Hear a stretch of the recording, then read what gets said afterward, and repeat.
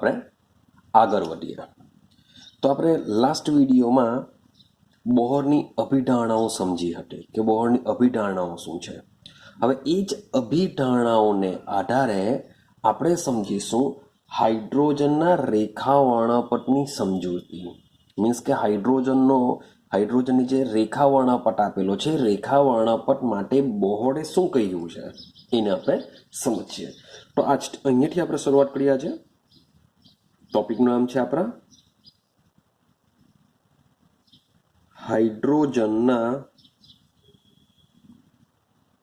રેખા વર્ણપટની સમજૂતી. ચાલો સમજવાનો પ્રયત્ન કરજો. હવે હાઇડ્રોજનના રેખા વર્ણપટમાં તો તમને આઈડિયા છે કે આપણે બે જાતના રેખા વર્ણપટ મેળવેલા. મીન્સ કે ઉત્સર્જન વર્ણપટ મેળવીને આવ્યા, અવશોષણ વર્ણપટ મેળવીને આવ્યા. તો એ જ પ્રમાણે કે જે હાઇડ્રોજન પરમાણુનો જે રેખા વર્ણપટ છે એ રેખા વર્ણપટને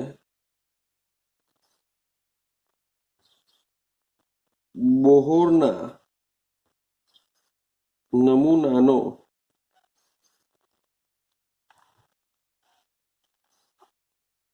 ઉપયોગ કરીને સમજાવી શકાય છે.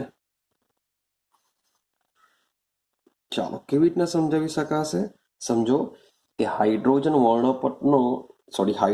પરમાણુનો જે રેખા વર્ણપટ છે એ રેખા વર્ણપટને આપણે બોહરના નમૂના પ્રમાણે સમજાવી શકીએ છીએ.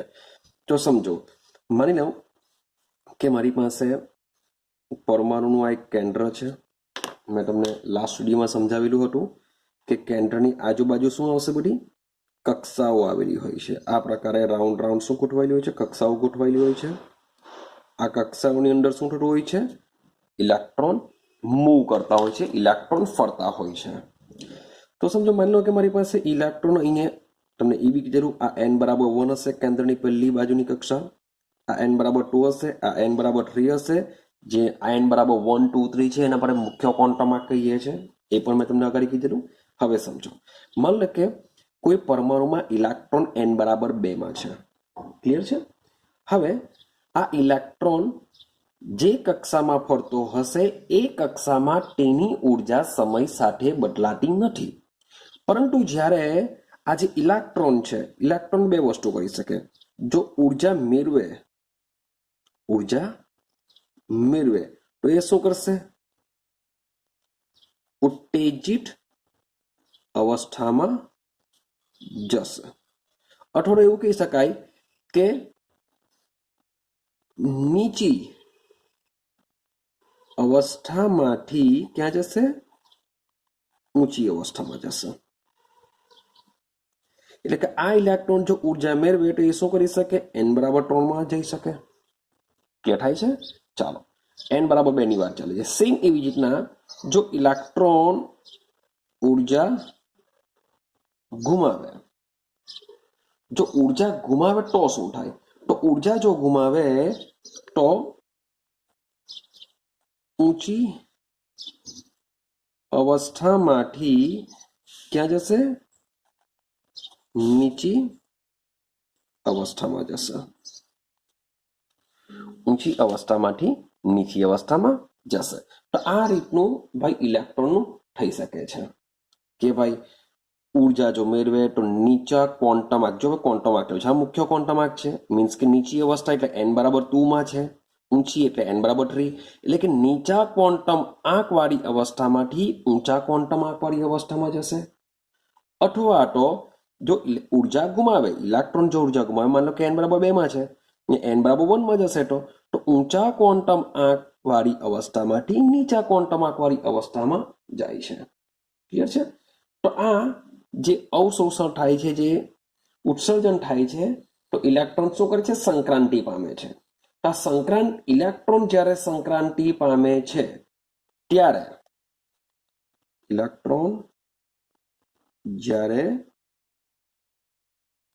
સંક્રાંતિ પામે છે ત્યારે તેની અવસ્થામાં થતા ઊર્જાનો ફેરફાર ભાઈ નીચે પ્રમાણે દર્શાવી શકાય. યાદ કરો, આ પોઈન્ટ બી આવી ગયો હતો, જેમાં આપણે શું કરેલું હતું, ડેલ્ટા ઈ વડે દર્શાવેલું કે ભાઈ આ અવસ્થા છે, આ અવસ્થા છે, આ બંને અવસ્થાની ઉર્જામાં થતો જે ફેરફાર છે એને આપણે શું કહીએ છીએ, ડેલ્ટા ઈ કહીએ છીએ. તો ડેલ્ટા ઈ બરાબર શું લખેલું આપણે, ઈએફ માઇનસ ઈઆઈ.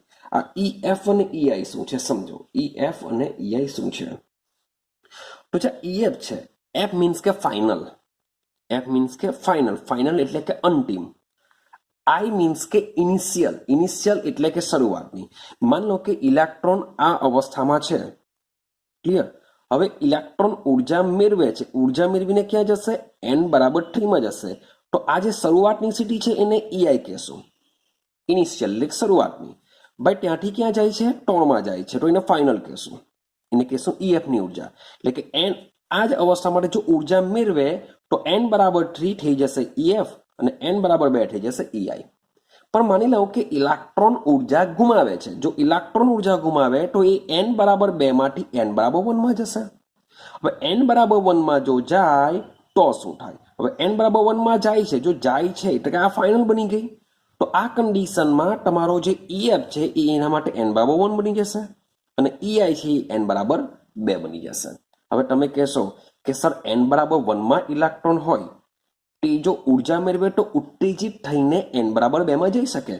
પણ શું એન બરાબર 1 વાળો ઇલેક્ટ્રોન ઉર્જા ગુમાવીને શું એન બરાબર 1 માં જઈ શકે, તો ભાઈ એ પોસિબલ નથી. કેમ, કારણ કે એન બરાબર 1 માં ઇલેક્ટ્રોન શું કરે છે ભાઈ, ફૈરા કરે છે. એની પાસે મીન્સ કે એની જે ઉર્જા હોય છે સ્ટેબલ હોય છે, અચર હોય છે, સમય સાથે બદલાતી નથી. એને ઉર્જા મળે તો એન બરાબર 2 માં જશે અને એન બરાબર 2 માંથી પાછો એન બરાબર 1 માં આવી શકે. પણ એન બરાબર 1 વાળો ઇલેક્ટ્રોન ઉર્જા ગુમાવીને કેન્દ્રમાં જઈ શકતો નથી. જો આવું જો થાય તો પરમાણુનું અસ્તિત્વ જ ન રહે. માટે 2 વાળો 1 માં જઈ શકે, 2 વાળો 3 માં જઈ શકે, પણ 1 વાળો કેન્દ્રમાં જઈ શકતો નથી. પણ 1 વાળો 2 માં જઈ શકે. આઈડિયા આવે છે? તો એફ ઈએફ અને ઈઆઈ શું છે, આઈડિયા આવતી હશે. હવે સમજો કે ભાઈ જે ઇલેક્ટ્રોન છે ઉર્જા મેળવે છે, ઉર્જા ગુમાવે છે. તો આ જે આપણે વાત કરીએ છીએ ઉર્જા મેળવે કે ઉર્જા ગુમાવે, આ ઉર્જા મેળવે તો પણ કયા સ્વરૂપમાં મેળવશે, વિકિરણ સ્વરૂપમાં મેળવશે. જો ઉર્જા ગુમાવે તો પણ કયા સ્વરૂપમાં ગુમાવશે, વિકિરણ સ્વરૂપમાં ગુમાવશે. ક્લિયર છે? તો આપણે શું કરીશું, આ વિકિરણ સાથે સંકળાયેલી જે તરંગ લંબાઈ છે એ તરંગ લંબાઈનો બી અભ્યાસ કરીશું. પણ સૌથી પહેલા આપણે આની વાત કરીએ. ચાલો હવે સમજો, આપણે સૂત્ર ભણીને આવ્યા છે ડેલ્ટા ઈ બરાબર, યાદ કરો ઉર્જા અવસ્થા સાથે સંકળાયેલી ઉર્જાનું સૂત્ર યાદ કરો, માઇનસ RH1/n². આવું આપણે ભણીને આવેલા. અહીંયા આપણે સાઈડ પર લખીએ છીએ કે En ઇઝ ઇક્વલ ટુ, જો તમે અભિધારણાઓને વાંચી હોય તેમાં ઇલેક્ટ્રોન જે અવસ્થામાં હશે એ અવસ્થાની ઉર્જાનું સૂત્ર થાય En is equal two -RH બ્રેકેટમાં 1/n². આ સૂત્ર આપણે ભણીને આવ્યા છે. En is equal two -RH 1/n². Clear છે? ચાલો હવે સમજો, તો એ ઈએફ અને ઈઆઈ માટે પણ સેમ આ જ વસ્તુ મૂકી શકાય. તો મૂકી દઈએ આપણે. ચાલો જોજો કે ઈએફ અને ઈઆઈ જો હોય તો શું થાય. તો બ્રેકેટમાં લખ્યું છું -RH છેદમાં લખી દઉં છું n². પણ આ કોના માટે છે, NF માટે છે, સોરી ઈએફ માટે છે. તો અહીંયા લખું છું એફ કક્ષક માટે, એફ અવસ્થા માટે. બ્રેકેટ પૂરો. માઇનસ છે તો માઇનસ, ફરીથી પાછો બ્રેકેટ. ઈઆઈ માટે પણ સેમ, -RH/n²i. ક્લિયર થયું? મીન્સ કે આ સૂત્રની અંદર આપણે જે એનર્જી છે ઈ, કે આ બેઠું આ બેની જગ્યાએ મૂકી દીધું. ઈ એફ છે તેની જગ્યાએ એન એફ, ઈ આઈ છે તેની જગ્યાએ એન આઈ. હવે માઇનસ માઇનસ શું થઈ જશે? પ્લસ થઈ જશે. ક્લિયર થાય છે? અહીંયા લખીએ આપણે is equal to minus R H upon N square F plus R H upon N square I. આ રીતના થવાનું. માટે જો આપણે જો વ્યવસ્થિત લખીએ તો ડેલ્ટા ઈ બરાબર શું થશે? આ પ્લસ વાળુંને આપણે જો પહેલા લખી દઈએ તો શું થશે? પ્લસ વાળાને જો પહેલા લખીએ તો આપણું જે સૂત્ર છે સૂત્ર બની જશે, ચાલો, R H N square I, આ માઇનસ એઝ ઇટ ઇઝ જેમ છે તેમ, R H N square F. આ રીતના બનવાનું. ક્લિયર થાય છે? હવે બંનેમાંથી આર એચ જો હું કોમન કાઢી નાખું તો શું થાય? તો બંનેમાંથી આર એચ જો કોમન કરું તો આર એચ કોમન બ્રેકેટમાં 1 upon N square I minus વચ્ચે માઇનસ એટલે minus 1 upon N square F. આ જે સૂત્ર છે એ સૂત્ર તમારે યાદ રાખવાનું છે કે ઇલેક્ટ્રોન એક અવસ્થામાંથી બીજી અવસ્થામાં સંક્રાંતિ પામે છે ત્યારે તેની અવસ્થાની ઉર્જામાં થતો જે ફેરફાર છે એ છે delta E is equal to R H 1 upon N square I minus 1 upon N square F થશે. જ્યાં એનઆઈ શું છે? પ્રારંભિક અવસ્થા. એનએફ શું છે? અંતિમ અવસ્થા. જે મેં તમને સમજાવ્યું તે કે જ્યાં એનઆઈ બરાબર શું થશે? પ્રારંભિક અવસ્થા મીન્સ કે જ્યાંથી શરૂઆત થાય છે તે પ્રારંભિક અવસ્થા, અને જે એનએફ છે એ શું છે? અંતિમ અવસ્થા છે. ચાલો, આટલું ક્લિયર થયું? ચાલો હવે સમજવાનો પ્રયત્ન કરજો. માન લો કે આરએચ ની વેલ્યુ તમને આઈડિયા છે જ, 2.18 ઇન્ટુ 10⁻18 જૂલ આઈની વેલ્યુ છે. હવે આગળ મેં તમને વાત કરી કે જે આપણો ઇલેક્ટ્રોન, જેને આપણે બીજો શબ્દ શું કહીએ છીએ? ફોટોન કહીએ છીએ. સોરી, ઇલેક્ટ્રોનની આપણે વિકિરણની વાત કરતા હતા. વિકિરણ જેને આપણે શું કહીએ છીએ? ફોટોન કહીએ છીએ. ફોટોન અથવા તો આપણું વિકિરણ. તો વિકિરણ અથવા જે ફોટોન છે એ ફોટોન બે વસ્તુ કરી શકે. ક્યાં એ ઉત્સર્જન પામી શકે અથવા તો એનું શું થઈ શકે? શોષણ થઈ શકે. એટલે કે જે ઇલેક્ટ્રોન છે, ઇલેક્ટ્રોન શું કરે? ઉર્જાનું શોષણ કરી શકે અથવા ઇલેક્ટ્રોન ઉર્જાનું શું કરી શકે? ઉત્સર્જન કરી શકે છે. તો શોષણ કરે કે ઉત્સર્જન કરે, એની સાથે શું સંકળાયેલું હોય? વિકિરણ સંકળાયેલું હોય છે. તો આ જે વિકિરણ છે એ વિકિરણની આવૃત્તિ નીચે મુજબ ગણી શકાય છે. તો સમજો આપણે કેવી રીતના આવૃત્તિ ગણી શકીએ? તો યાદ કરો, ડેલ્ટા ઈ બરાબર એચવી સૂત્ર છે આઇન્સ્ટાઈનનું, આપણે આગળ બી જોઈને આવેલા છે. હવે જો વીને જો કરતા બનાવ તો વી બરાબર શું થાય? ડેલ્ટા ઈ બાય એચ થશે. હવે ડેલ્ટા ઈની જે વેલ્યુ છે એ ઉપરવાળી મૂકી દઉં તો શું થશે? ચાલો, આર એચ અપોન એચ બ્રેકેટમાં 1 upon N square I minus 1 upon N square F. તો આ મુજબનું સૂત્ર બનશે તમારું. હજુ આગળ જઈએ. ચાલો, આર એચ ની વેલ્યુ કેટલી હોય છે? 2.18 ઇન્ટુ 10⁻18. આ ફિક્સ ફિગર છે ભાઈ, ફિક્સ રહેવાની છે. જેમ એચ ની વાત કરી, એચ પણ પ્લાન્ક અચળાંક છે, એની બી વેલ્યુ ફિક્સ રહેવાની. 6.626 ઇન્ટુ 10⁻34 બ્રેકેટમાં 1 upon N square I minus 1 upon N square F. આવું કંઈક થવાનું. હવે આનો જો તમે ભાગાકાર કરશો તો આન્સર તમને મળશે 3.29 ઇન્ટુ 10⁻15. તો આ જે મીન્સ કે ની યાદ રાખો તો બી કઈ, જો ની યાદ રાખો તો બંનેની વેલ્યુ યાદ રાખવી જ પડે એમ તો તમારે. તો એ વેલ્યુ મૂકીને બી આ વેલ્યુ તમે શોધી શકો છો. સેમ વસ્તુ 1 upon N square I minus 1 upon N square F. Clear છે? આ રીતના થશે. ને આવૃત્તિનો એકમ હર્સ અથવા તો સેન્ટીમીટર લઈ શકો છો. ક્લિયર થયું? માન લો કે આ જ આવૃત્તિ છે. હવે વાત કરીએ તરંગ સંખ્યાની, તો શું થઈ શકે? તરંગ સંખ્યા માટે વાત કરીએ આપણે. ચાલો સમજો, વાત કરું છું તરંગ સંખ્યા. તો તરંગ સંખ્યાને દર્શાવવા માટે આ ઉપર વી ઉપર એક આપણે નાની લાઈન દોરીએ છીએ ને કે શું? આવૃત્તિ. અને આવૃત્તિનો સૂત્ર શું છે? 1/લેમ્ડા. કે તરંગ સંખ્યા બરાબર 1/લેમ્ડા થશે. એને આપણે કહેશું તરંગ સંખ્યા. ચલો, લેમડાનું સૂત્ર શું છે? લેમડા બરાબર સી અપોન વી. હા કે ના? લેમડા બરાબર સી અપોન વી. જો આ સૂત્રમાં જો આપણે મૂકીએ તો શું થઈ શકે? તો 1/c અપોન વી, તો છેદનો છેદ અંશમાં આવી જાય તો વી બાય સી બનવાનું. મીન્સ કે તરંગ સંખ્યા બરાબર શું થઈ શકે? વી બાય સી પણ થઈ શકે. ક્લિયર છે? ચાલો, હવે આવૃત્તિની વાત કરીએ તો આવૃત્તિની વેલ્યુ ઓલરેડી આપણે અગાડી જો સૂત્રમાં જે છે તે સૂત્રને જો આપણે કમ્બાઈન કરીએ તો શું થઈ શકે? તો સૂત્રને જો કમ્બાઈન કરીએ તો બનશે RH ના છેદમાં H ઇન્ટુ સી થઈ શકે. હા કે ના? RH ના છેદમાં H ઇન્ટુ સી બ્રેકેટમાં 1/n² માઇનસ 1/n²f આ સૂત્ર બની જશે. હવે આમાં પર સેમ RH ની વેલ્યુ ખબર, H ની વેલ્યુ ખબર, C ની વેલ્યુ ખબર, તો આપણે મૂકવાનો પ્રયત્ન કરીએ. તો RH ની વેલ્યુ કેટલી છે? 2.18 ઇન્ટુ 10⁻⁻18 જેને રીડબર્ગનો અચળાંક કહે છે. H ની વેલ્યુ 6.626 ઇન્ટુ 10⁻34 પ્લાન્ક અચળાંક. બાય સી મીન્સ કે પ્રકાશનો વેગ, અને પ્રકાશનો વેગ કેટલો હોય છે? 3 ઇન્ટુ 10⁸. 3 ઇન્ટુ 10⁸. બ્રેકેટ બેઠું જ 1/n² માઇનસ 1/n²f.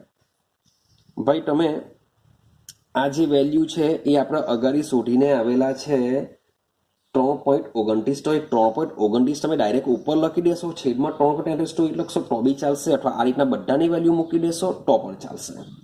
તો આનો આન્સર આવશે 1.09677 ઇન્ટુ 10⁻7 1/n² માઇનસ 1/n²f. તો એનો મતલબ એમ થાય કે જો તમને જ્યારે અવસ્થાની ઉર્જામાં સંકળાયેલા વિકિરણની તરંગ સંખ્યા વિશે જો ક્વેશ્ચન પૂછતા હોય તો તમને આ સૂત્ર યાદ રહેવું જોઈએ કે 1.09677 ઇન્ટુ 10⁻7 1/n² માઇનસ 1/n²f. જો સીધું જ તમે તરંગ સંખ્યા પણ શોધી શકો છો. ક્લિયર છે? ચાલો, હવે એક વસ્તુ સમજવાનો પ્રયત્ન કરજો. હું હવે બે વસ્તુ તમને સમજાવું છું. એક સમજાવું છું અવશોષણ. એક સમજાવું છું અવશોષણ. હવે સમજો, મને કે મારી પાસે આ કેન્દ્ર છે, રેડી?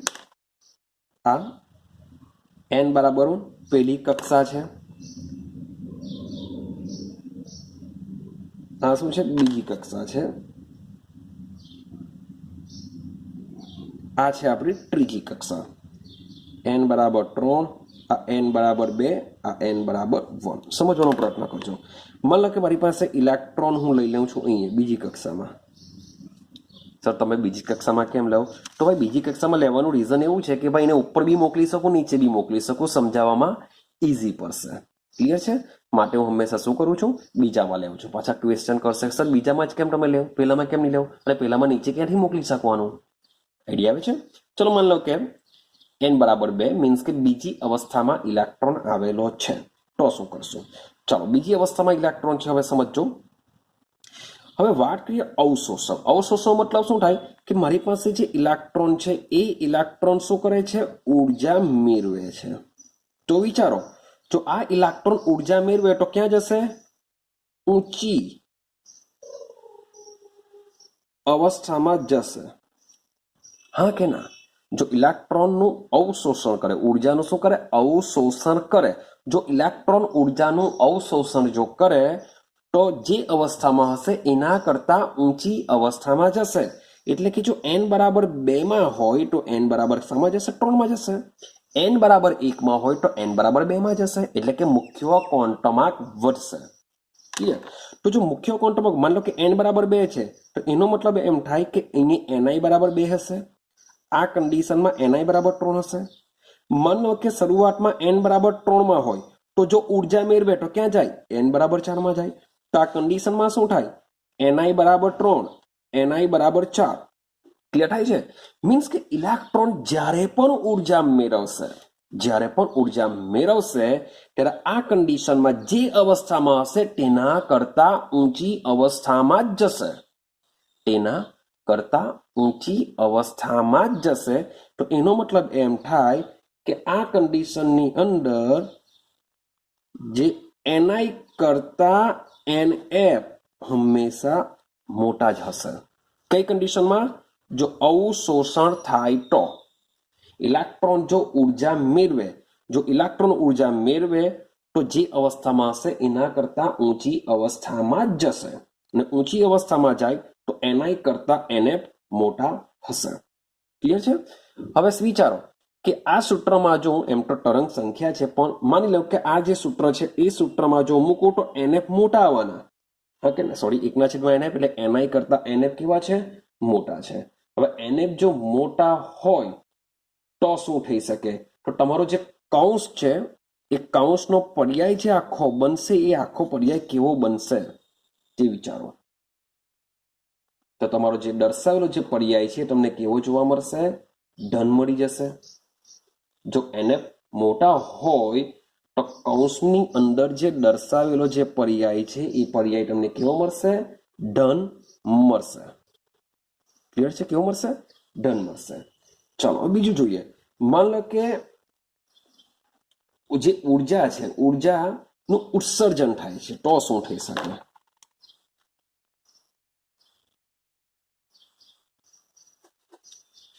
હવે ઉર્જાનું માની લો કે ઉત્સર્જન થાય છે, ઉત્સર્જન થાય તો શું થાય? હવે ઉત્સર્જનનો મતલબ શું થાય? કે ઇલેક્ટ્રોન શું કરશે? ઉર્જા ગુમાવશે. ઇલેક્ટ્રોન પોતાનામાંથી ઉર્જા ગુમાવે તો ઇલેક્ટ્રોન જો માની લો કે n બરાબર 3 અવસ્થામાં હોય, ઇલેક્ટ્રોન જો ઉર્જા ગુમાવે તો n બરાબર 2 માં જશે. તો ક્યાં હતો n બરાબર 3 માં? માટે ni બરાબર 3 થવાનું. ક્યાં ગયો? nf માં. nf બરાબર 2 માં ગયો. તો ઇલેક્ટ્રોન જ્યારે ઉર્જા ગુમાવશે ત્યારે એનો મતલબ એમ થાય કે ni અને nf માં ni મોટો હશે. ni અને nf માં ni કેવો રહેશે? મોટો રહેશે. હવે આ જો સૂત્રમાં જો આપણે મૂકીએ કે ni ની જો વેલ્યુ મૂકીશું તો તમને ડેલ્ટા ઈ જે જોવા મળશે એ કેવો મળશે? નેગેટિવ જોવા મળશે. ક્લિયર થાય છે? તો આમાં આ સૂત્રમાં ડેલ્ટા ઈ બરાબર, જો તમે આ કન્ડિશન હોય ni ગ્રેટર ધેન nf, તો આ સૂત્રમાં જો ઉત્સર્જન થતું હોય તો ડેલ્ટા ઈ તમને કેવો મળતો હોય છે? ધન મળતો હોય છે. Sorry for that, delta E તમને ઋણ મળશે. કે જ્યારે ઉર્જા મુક્ત થાય છે ત્યારે તમે કયું સૂત્ર? ડેલ્ટા ઈ બરાબર RH 1/n² માઇનસ 1/n²f. આ સૂત્રમાં જો તમે મૂકો તો તમને ડેલ્ટા ઈ કેવો મળશે? ઋણ મળશે. અને જે અવશોષણ થાય છે એમાં ડેલ્ટા ઈ તમને કેવો મળશે? ધન મળશે.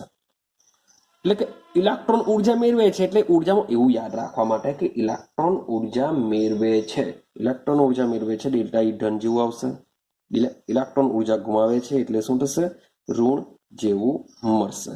મીન્સ કે વેલ્યુ આના ઉપર છે, આ બંનેની વેલ્યુ ઉપર છે. જો આની વેલ્યુ વધારે હોય, આના કરતા આની વેલ્યુ વધારે હોય તો આપણે ગણિતના નિયમ મુજબ શું કરીએ છીએ ભાઈ?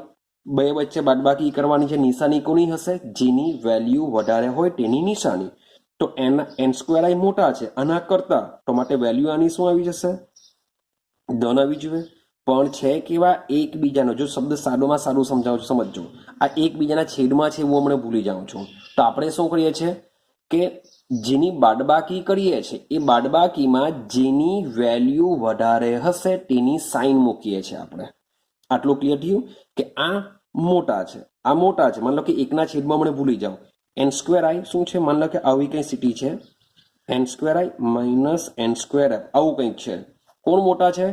ni મોટા છે. ni ની આગળ શું છે? પ્લસ, એટલે આપણે પ્લસ મૂકીએ છીએ. રેડી? પણ અહીં 1/છેદમાં છે, 1/છેદમાં છે માટે વેલ્યુ કોની વધી જશે? આની વધી. આ વધારે છે, આની વેલ્યુ વધારે છે એટલે આન્સર બી કેવો આવશે? નાનો આવશે. છેદમાં છે એટલે આની વેલ્યુ ઓછી છે એટલે આનો આન્સર મોટો આવશે. માટે તમને ડેલ્ટા ઈ શામાં મળશે? ઋણમાં મળશે. એટલે આ કૌંસનું તમે જો રૂપાંતર કરો તો આની વેલ્યુ તમારે માઇનસ લખવી પડે. આ તો ફિક્સ જ છે RH તો. રેડી? સેમ વસ્તુ આની વેલ્યુ જ્યારે અવશોષણ થાય ત્યારે ધન કેમ મળે? તો સમજો અવશોષણ થાય ત્યારે NF મોટા હોય, NF મોટા હોય તો 1/NF ની વેલ્યુ જો મૂકીએ તો આની વેલ્યુ નાની આવશે કમ્પેરિઝન ટુ n²i. હવે આની વેલ્યુ નાની, આની વેલ્યુ વધારે, તો આ ભાઈ બાદબાકી કરીશું ત્યારે આની આગળ પ્લસ છે, માટે ડેલ્ટા એની વેલ્યુ કેવી આવશે? ધન આવશે. ખબર પડે છે કંઈ? તો એટલું યાદ રાખવાનું કે ઇલેક્ટ્રોન ઉર્જા મેળવે તો ડેલ્ટા ઈ ધન આવે, એટલે કે એની ઉર્જામાં વધારો થાય, એટલે કે ડેલ્ટા ઈ ધન આવે. ઇલેક્ટ્રોન ઉર્જા ગુમાવે એટલે કે એની પાસે ઉર્જા ઓછી થવાની, માટે ડેલ્ટા એની વેલ્યુ નેગેટિવ આવશે. આ યાદ રાખવા માટે. ક્લિયર થાય છે? કંઈક ઉતરું છે દિમાગમાં? ઓકે. તો આ જે સમીકરણ છે એ ઓલરેડી સમીકરણ યાદ કરો, આપણે રીડબર્ગે જ્યારે શરૂઆત કરેલી થિયરીની ત્યારે જ આપી દીધું હતું ને.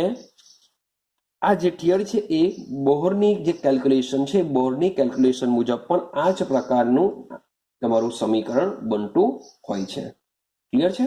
ચાલો હવે એક સવાલ એવો આવે કે ભાઈ હાઇડ્રોજન વર્ણપટની વાત કરીએ. હાઇડ્રોજન વર્ણપટ, તો હાઇડ્રોજનની વર્ણપટમાં તો ઘણી બધી રેખાઓ જોવા મળેલી, હા કે ના? કે હાઇડ્રોજન વર્ણપટની અંદર તો ઘણી બધી રેખાઓ જોવા મળેલી, કઈ એક રેખા થોડી જોવા મળેલી કે હાઇડ્રોજનની અંદર એક જ ઇલેક્ટ્રોન છે. તો શું તમને એક જ રેખા જોવા મળેલી? તો ના, હાઇડ્રોજન વર્ણપટની અંદર ઘણી બધી રેખાઓ જોવા મળેલી હતી. ક્લિયર છે? તો એનો મતલબ એમ થાય કે ભાઈ તમે ખાલી એક હાઇડ્રોજન વાયુ લેશો તો વાયુની અંદર ખાલી એક જ પરમાણુ હાઇડ્રોજનનો હોતો નથી. એની અંદર શું હશે? ઘણા બધા હાઇડ્રોજનના પરમાણુઓ હોય છે.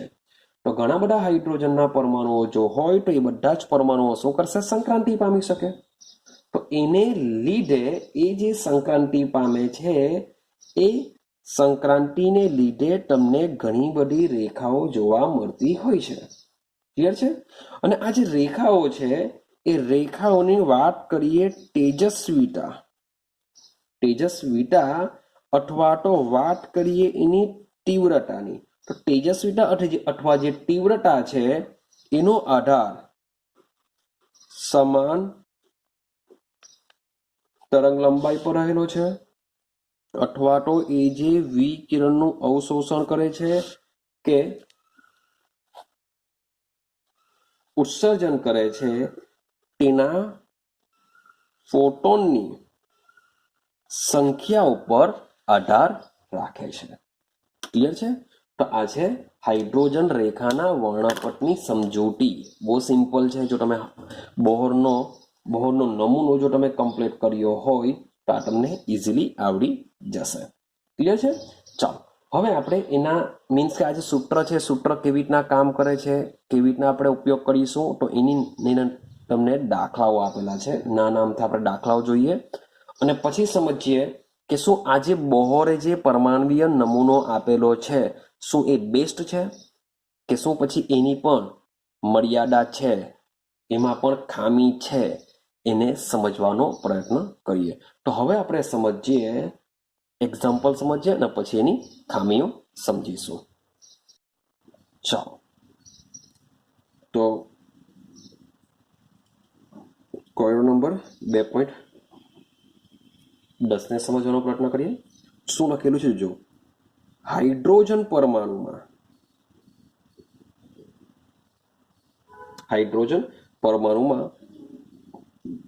n બરાબર 5 થી n બરાબર 2 કક્ષામાં, n બરાબર 5 થી n બરાબર 2 કક્ષામાં થતી સંક્રાંતિ દરમિયાન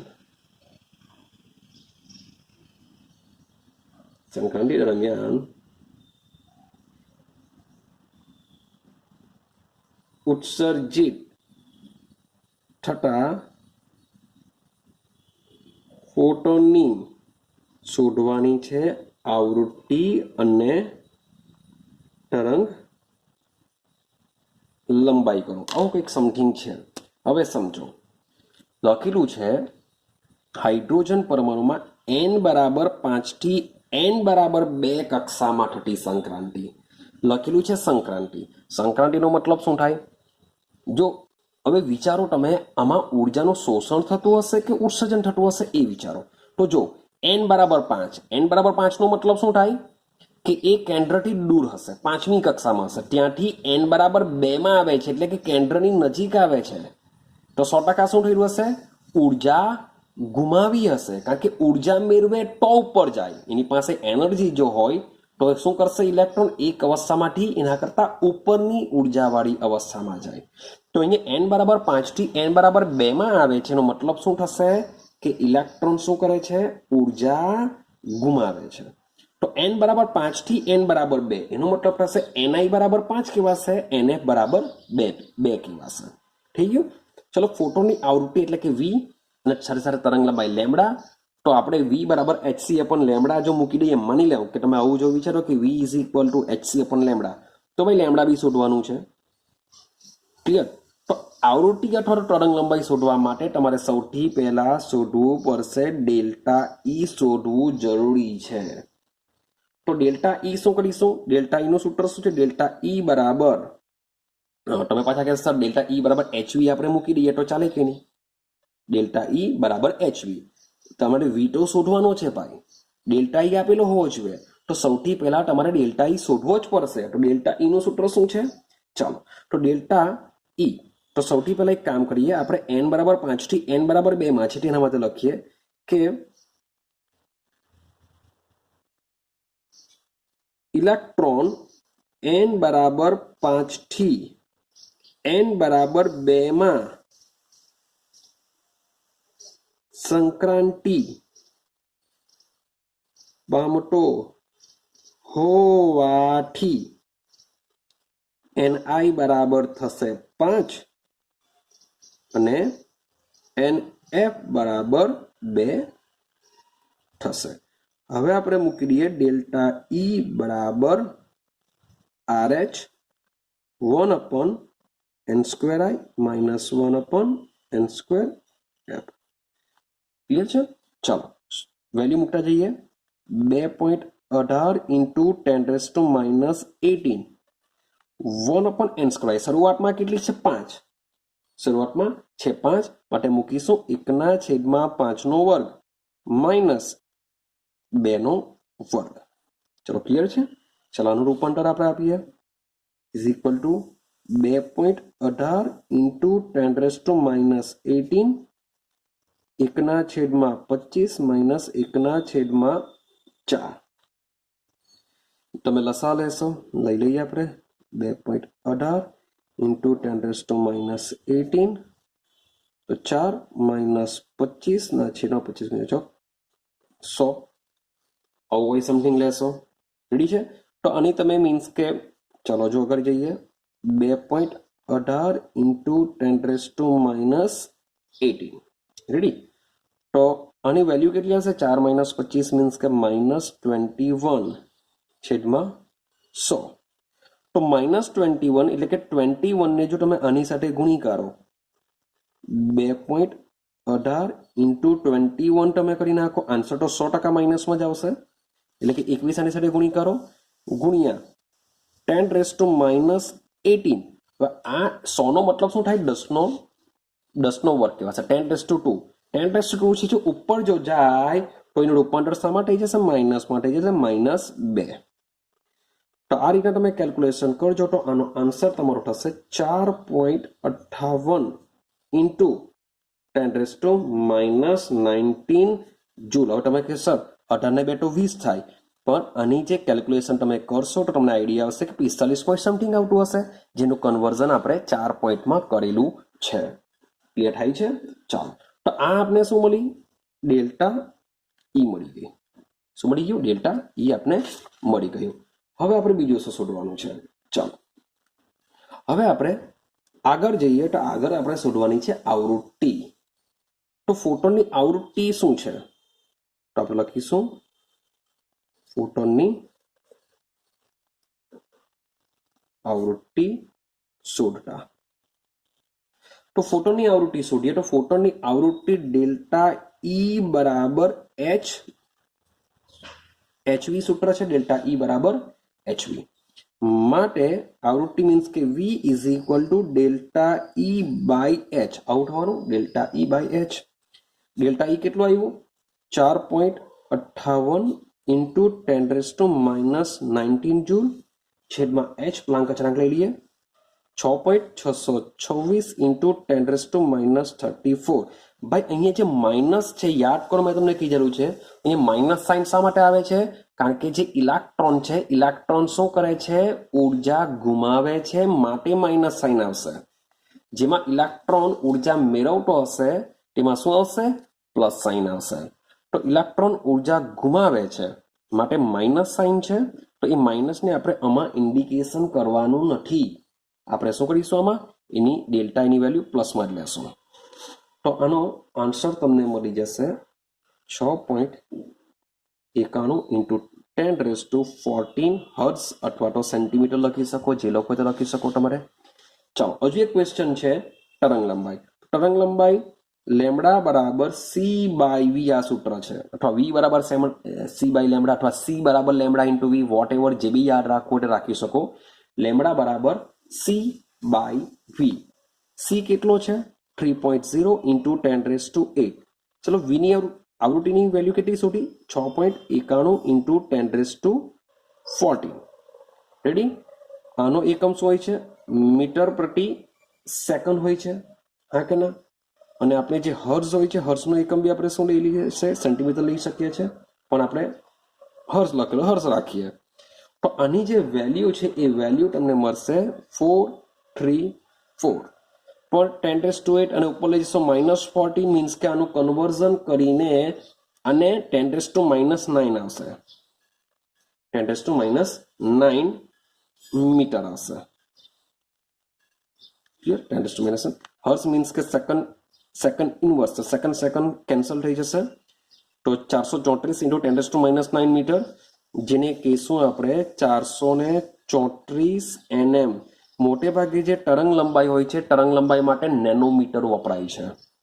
જે તરંગ લંબાઈ હોય છે એના માટે એ નેનોમીટરમાં મોટે ભાગે હોય છે. તો આપણે મોટે ભાગે ટ્રાય એવી કરીશું કે જે લેમડા આવતો હોય એ લેમડાને આપણે નેનોમીટરમાં કન્વર્ઝન કરીશું.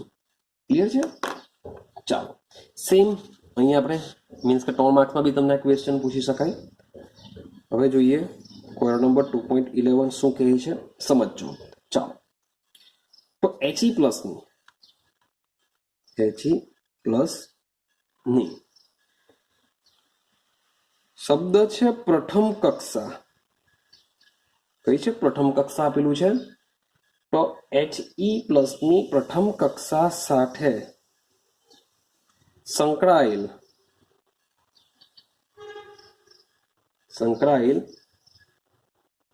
ઉર્જા ગણો. ચાલો મજાનું છે. અને સાથે સાથે કક્ષાની ત્રિજ્યા પૂછેલી છે.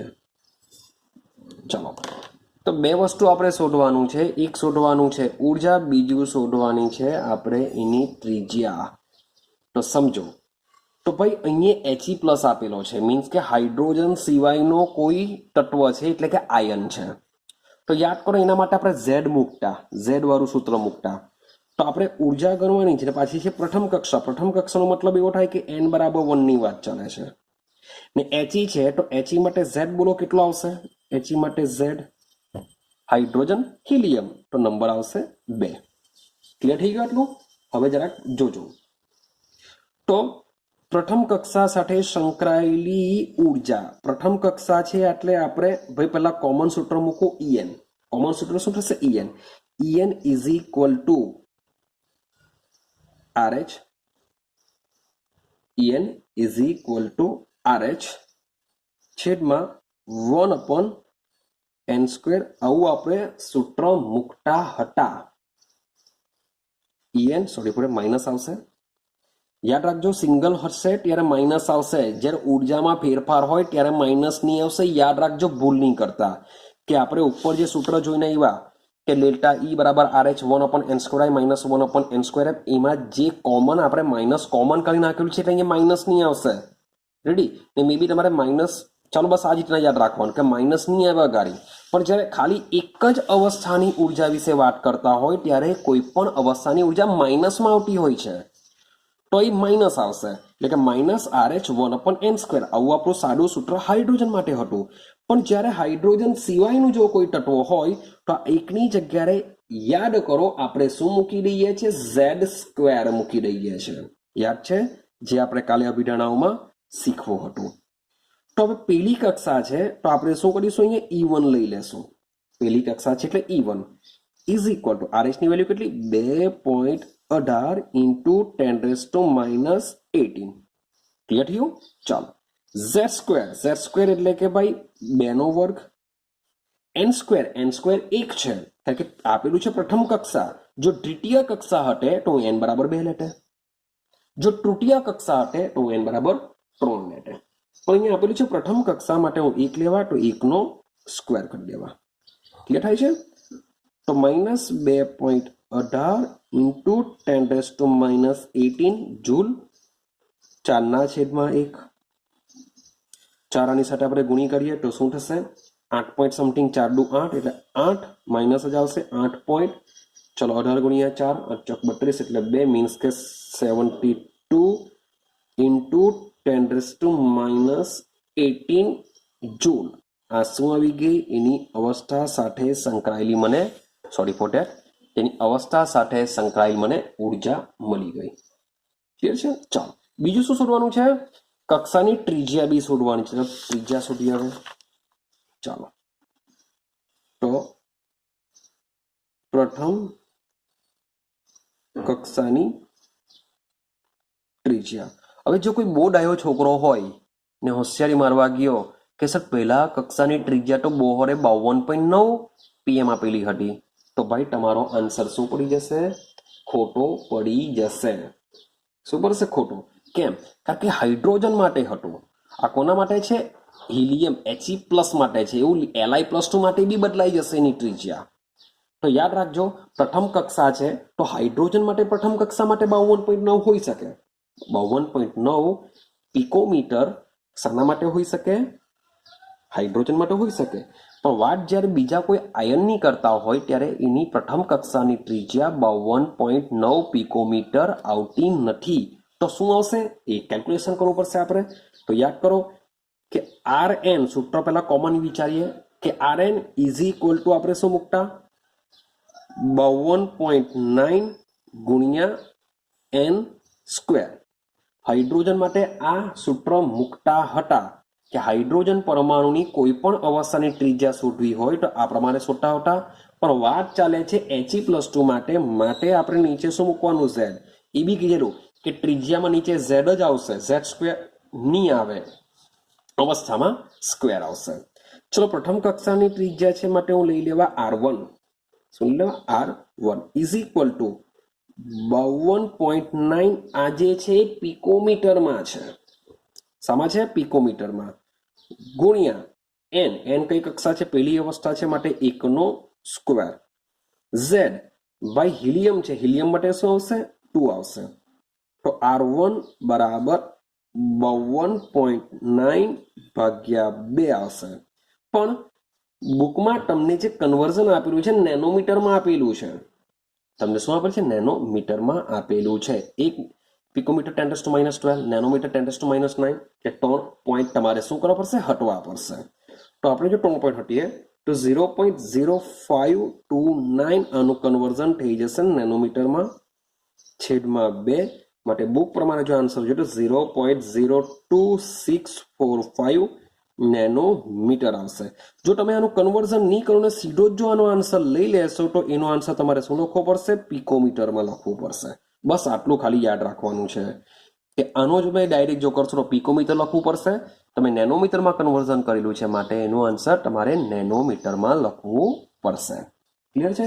તો આ રીતના દાખલાઓ પૂછાતા હોય છે, જેડબલી નીટમાં પણ નીકળી જતા હોય છે. તો આ કન્સેપ્ટ તમારે જે સૂત્ર છે, સૂત્ર બધા શું કરવા પડશે? યાદ રાખવા પડશે. તો ક્વેશ્ચન જેડબલી નીટમાં બી આવી શકે છે. ચાલો હવે જોઈએ આજે આપણા વિડીયોનો આપણે લાસ્ટ પોઈન્ટ પર જઈએ એટલે આપણો બોહર કમ્પ્લીટ થશે. ચાલો, જે બોહરે જે નમૂનો આપેલો છે નમૂનો ખરેખર સાચો છે, શું એમાં ખામી તો નથી ને, એને સમજીએ. તો ભાઈ બોહરના નમૂનામાં પણ ખામી છે. સમજો. હવે આપણે જોઈએ બોહર પરમાણુ નમૂનાની તમે ખામી લઈ શકો અથવા તો મર્યાદા લઈ શકો. તો ખામી અથવા મર્યાદાની વાત કરીએ. ચાલો સમજો. તો ભાઈ સૌથી પહેલા વાત યાદ કરીએ આપણે રૂથરફોર્ડ. રૂથરફોર્ડે ઇલેક્ટ્રોનની રચના, તેની અવસ્થા, તેની ઉર્જા, કોની? બધી ઇલેક્ટ્રોનની રચના શું હશે, ઇલેક્ટ્રોનની અવસ્થા શું હશે, ઇલેક્ટ્રોનની ઉર્જા શું હશે, તો આ બધા જ આન્સર આપવામાં અસમર્થ હતો. રૂથરફોર્ડ ઇલેક્ટ્રોનની રચના, ઇલેક્ટ્રોનની અવસ્થા, ઇલેક્ટ્રોનની ઉર્જા વિશે કંઈ પણ માહિતી આપી શક્યો ન હતો. તો આ બધી જ ઇન્ફોર્મેશન હાઇડ્રોજન પરમાણુ માટે ભાઈ બોહરનો નમૂનો સમજાવી શક્યો હતો. ઇવન હાઇડ્રોજન જેવા આયનો લાઈક મેં તમને કીધેલું છે He+ લઈ લો, Li+2 લઈ લો, મે બી આગળ જાઓ Be+3 લઈ લો, રેડી, બોરોન B+4, તો જેમાં એક જ ઇલેક્ટ્રોન આવેલો હોય તેવા આયનો માટે પણ બોહરનો નમૂનો વ્યવસ્થિત સમજાવી શકે છે. એટલે કે જે પરમાણુ છે પરમાણુની સ્થાયીત્વતા સમજાવી શકે છે અને સાથે સાથે એનો જે વર્ણપટ છે વર્ણપટ પણ સમજાવી શકે છે. પરંતુ હવે એના પોઈન્ટ ચેક કરો જે સમજાવી નહીં શકશે. ચાલો હવે જ્યારે સ્પેક્ટ્રોસ્કોપી, જ્યારે એકદમ જ આધુનિક સ્પેક્ટ્રોસ્કોપિક ટેકનિકનો ઉપયોગ કર્યો, સ્પેક્ટ્રોસ્કોપિક ટેકનિકનો ઉપયોગ જે હાઇડ્રોજન વર્ણપટ છે, હાઇડ્રોજન વર્ણપટને વધુ સારી રીતે સમજવા માટે કર્યો. જ્યારે સમજવા માટે કર્યો તો જે વર્ણપટ રેખા છે, વર્ણપટ રેખા, એ વર્ણપટ રેખામાં કેટલીક રેખાઓ એવી હોય છે જે એકદમ જ નજીક હોય છે. આ જે બે રેખાઓ જે એકબીજાની નજીક હોય છે એને કહેવામાં આવે છે ડબલેટ. શું કહેવામાં આવે છે? ડબલેટ કહેશું. અને કેટલીક રેખાઓ એવી છે કે જે એકબીજાની સાથે, મીન્સ કે 3 રેખાઓ એકબીજાની સાથે ગોઠવાયેલી હોય છે, તેને કહેવામાં આવે છે ટ્રિપલેટ રેખાઓ. તો આ જે ડબલેટ રેખાઓ છે, ટ્રિપલેટ રેખાઓ છે, એ એકદમ જ નજીક ગોઠવાયેલી છે. એને સમજાવવા નિષ્ફળ નીવડ્યો હતો. મીન્સ કે બોહરે જે વર્ણપટ આપેલો હતો એ વર્ણપટમાં આ બધી રેખાઓ નહીં હતી, પણ જ્યારે એકદમ જ સ્પેક્ટ્રોસ્કોપિક પદ્ધતિનો ઉપયોગ કર્યો ત્યારે જોવા મળી કે આવી ડબલેટ અને ટ્રિપલેટ રેખાઓ બી નજીક હોય છે. તો આને સમજાવવા માટે બોહર કેવો થયો હતો? નિષ્ફળ નીવડ્યો હતો. ક્લિયર છે? ચાલો, તો આ એક પેલું ડબલેટ અને ટ્રિપલેટ નહીં સમજાવી શકે. હવે સમજો કે ભાઈ હાઇડ્રોજન સિવાયના તત્વોને સમજાવવા નિષ્ફળ નીવડ્યો. હાઇડ્રોજન સિવાયના તત્વોની વાત કરું છું, હું આયનની વાત કરતો નથી. મીન્સ કે હાઇડ્રોજન પછી હિલિયમ લઈ લો, હિલિયમમાં 2 ઇલેક્ટ્રોન છે, ભાઈ એક જ વધારે છે, તેમ છતાં પણ હિલિયમને સમજાવી શકતો નથી અને તેના વર્ણપટને પણ સમજાવી શકતો નથી. ક્લિયર થાય છે? તો હાઇડ્રોજન સિવાયના જે તત્વો છે એ હાઇડ્રોજન સિવાયના તત્વોને સમજાવવા માટે બોહર અસમર્થ હતો. ત્રીજો પોઈન્ટ લઈ લો. ચાલો હવે જોજો ત્રીજો પોઈન્ટ. હવે આ જે વર્ણપટ છે, વર્ણપટમાં આપણે માની લે કે વર્ણપટ છે, એ વર્ણપટમાં શું આવેલી હોય છે? બધી રેખાઓ આવેલી હોય છે. એને માટે જ એને રેખા વર્ણપટ બી કહેશું. તો આ વર્ણપટને જ્યારે ચુંબકીય ક્ષેત્રની અસર હેઠળ રાખવામાં આવે તો શું થાય? તો જે રેખાઓ છે, રેખાઓ એકબીજાથી છૂટી પડી જાય છે. રેખાઓ શું થશે? એકબીજાથી છૂટી પડે છે. તો આ અસરને નામ આપવામાં આવ્યું છે ઝીમેન અસર. શું છે? ઝીમેન અસર. અને એ જ પ્રમાણે ચુંબકીય ક્ષેત્રની જેમ વિદ્યુત ક્ષેત્ર આપાત કરવામાં આવે તો રેખાનું વિપાટન થાય છે. વિપાટન થાય, વિપાટન એટલે કે છૂટી પડી જશે. વિદ્યુત ક્ષેત્ર આપાત કરવામાં આવે છે તેને કહેવામાં આવે છે સ્ટાર્ક અસર. ચુંબકીય ક્ષેત્રને આપણે ઝીમેન અસર કહીએ છીએ, વિદ્યુત ક્ષેત્રને સ્ટાર્ક અસર કહીએ છીએ. તો આ ઝીમેન અસર અને સ્ટાર્ક અસર શા માટે થાય છે? મીન્સ કે જે વર્ણપટ રેખાઓ છે એ રેખાઓને જો હું ચુંબકીય ક્ષેત્ર આપાત કરું કે વિદ્યુત ક્ષેત્ર આપાત કરું તો રેખાઓનું શું થાય છે? વિપાટન થાય છે, રેખાઓ છૂટી પડી જાય છે. તો શા માટે આવું થાય છે એને પણ બોહર સમજાવી શકતો નથી. એ પછી ત્રીજો પોઈન્ટ. સ્પેક્ટ્રોસ્કોપી વાળો પહેલો પોઈન્ટ છે, હાઇડ્રોજન સિવાયના તત્વોને નહીં સમજાવી શકે. બીજો પોઈન્ટ. ત્રીજો પોઈન્ટ છે વર્ણપટ રેખાનું થતું વિપાટનને પણ સમજાવી શકતો નથી. લાસ્ટ પોઈન્ટ એની મર્યાદાનો કે ભાઈ બે